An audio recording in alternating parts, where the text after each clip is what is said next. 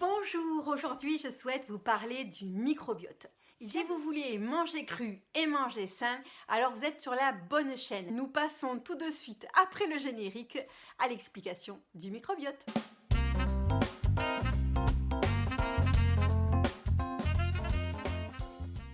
Il y a le cerveau qui réfléchit et organise avec toutes les neurones et il y a dans les intestins le cerveau qui ressent les émotions. À savoir qu'il y a autant de neurones dans l'intestin que dans le cerveau. C'est là où il se fabrique de la sérotonine, l'hormone de la bonne humeur.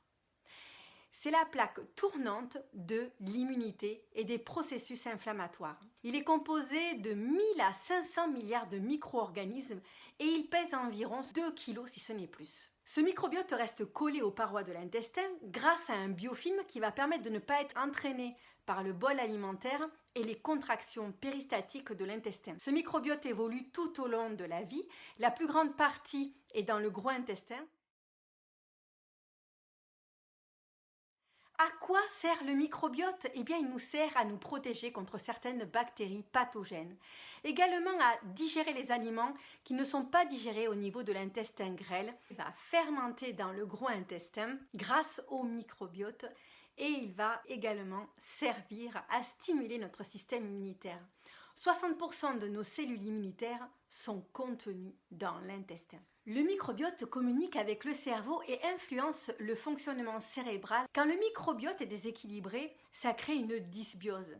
C'est-à-dire que ça crée des inflammations avec des ballonnements, une sensation de spasme, de brûlure dans le ventre, des colites, des intestins irritables. Il peut y avoir des inflammations périphériques, lombalgiques, chroniques, des inflammations de l'intestin qui a entraîné des contractures au niveau des muscles. Ça peut également créer un déséquilibre métabolique qui amène à de l'obésité, des allergies, des problèmes de peau, d'eczéma, acné, des cheveux gras, la dépression.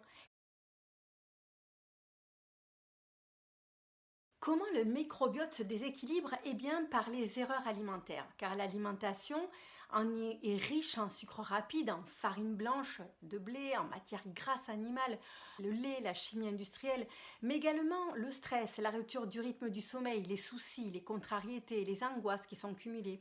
Il peut être déséquilibré également par les médicaments, les antibiotiques et autres.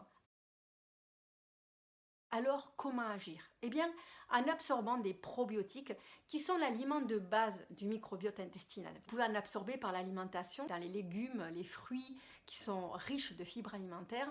Et c'est ces fibres alimentaires qui sont d'excellents prébiotiques. Soit vous pouvez également prendre des compléments alimentaires. Les probiotiques, quant à eux, sont des bactéries vivantes qui sont utilisées en micronutrition, qui apportent un complément de bactéries bénéfiques au microbiote. Ces bactéries ou levures ont une durée de vie limitée, 2 à 3 semaines dans le microbiote. Aussi, dans le cadre d'une dysbiose, apporter que des probiotiques ne suffit pas. Ce microbiote joue un rôle majeur parce qu'il nous protège des attaques des agents agressifs qui sont contenus dans notre alimentation. Les fibres sont importantes dans l'alimentation. Ce microbiote fournit au cerveau tous les neurotransmetteurs qui permettent à nos neurones de communiquer entre elles. Ces neurotransmetteurs contrôlent entre autres les émotions, les capacités cognitives. Il y a tellement de choses à dire sur ce microbiote. Je vous invite à lire Le charme discret de l'intestin, Les secrets de l'intestin, filtre de notre corps, Bien manger pour ne plus déprimer et bien d'autres livres. À présent, je vais vous proposer une recette de pâtes thaï, sauce thaï, légumes, tout ce que vous avez dans votre réfrigérateur avec une superbe sauce. C'est tout de suite, je vous embarque avec moi dans ma cuisine.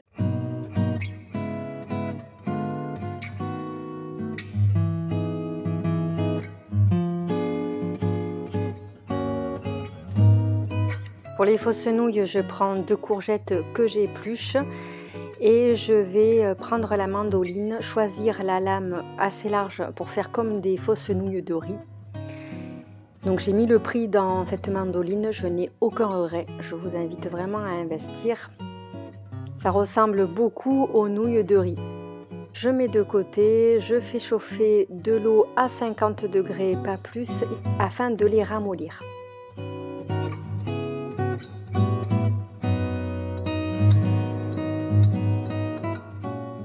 Maintenant, je prends brocoli, choux que je passe à la mandoline pour faire de fines tranches.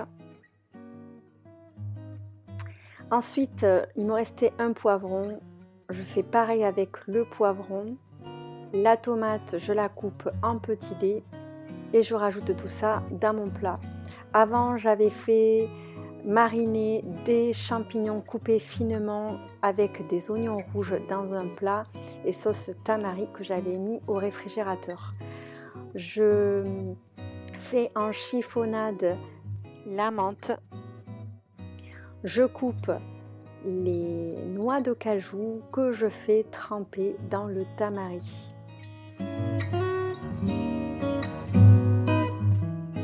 Je prends le tamarin que vous trouvez dans un magasin chinois, je le mets dans de l'eau tiède et je le fais fondre. Ensuite, je mets de côté, je presse mon citron pour faire le jus et je commence à faire ma sauce.